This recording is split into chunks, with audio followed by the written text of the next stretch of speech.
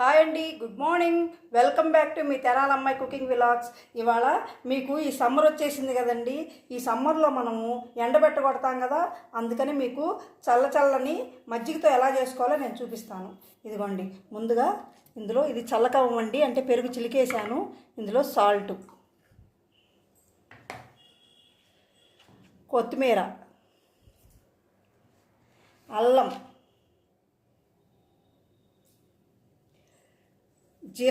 జీలకర్ర, అంటే జీలకర్రని కొంచెం ఒక్క ముక్క దంచానండి.